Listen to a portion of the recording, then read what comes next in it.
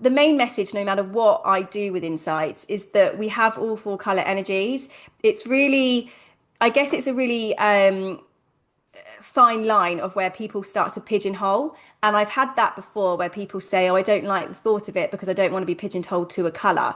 And it can, of course, be sort of seen as that, but actually when you think about the language and you think about the profiles that you receive, we are all four colors. We just might have a preference for maybe one color, two colors, three colors, and we can just use them easier. So it just really is thinking about, when we're talking colors, how do we behave really naturally, but how do we have to maybe work a bit harder to behave in certain ways that might be slightly less usual to us.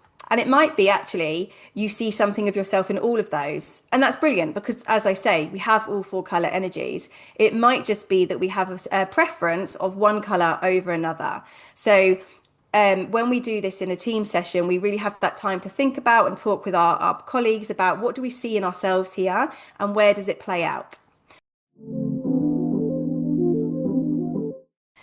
So that is insights on a good day. So the color energy is coming through on a good day. And of course, we have love to be in our good days, but we do have bad days. And this could be that we are just having a bad day. So we're feeling some pressure, we're under a bit of stress. It could be if we are overextending, so we're overusing one of these color energies and it's becoming a weakness. Or it might be about that perception piece. So how are people perceiving us? And I might think I'm being really good, cool blue energy. I'm really focusing on this task. I'm really taking time to consider it and think about all of the options. Someone who has quite low cool blue energy might just be saying, hurry up, like make a decision. You're taking too long. And it's all about really starting to be aware of how are you coming across to people and how do you manage that? So how do you start to recognize where that's coming through really well and maybe where it needs to be developed? That was a really, really, really quick overview of the color energies. And of course, throughout the programs, we talk about them in a lot more detail and we work through how they play out. But hopefully, it's just a starting point to think, okay, where do I have my good day and where maybe are my bad day behaviors? And it might not be that they match. You could be really good on fiery red good day and really bad on cool blue bad day. Who knows?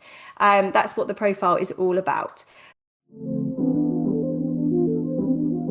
Just going to sort of share with you the different options that are available with insights. So as I say, you start with that introduction to insights, which is a necessity. You really do need to start with that so people understand what the profile is telling them. Otherwise, you just have no idea and it's saying something and you think you understand. So it's really important to start with that introduction. But then after that, it can lead to all different avenues. And this is actually really only a selection of. So thinking about the team, how do the team dynamics work? How do you make sure that you are dialing up the right colors when they're needed? How do you complement each other? And also where maybe some of that conflict is coming in.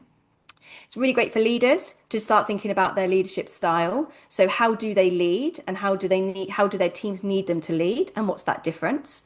We have sales, so thinking about how do you sell? What are your strengths within the sale process?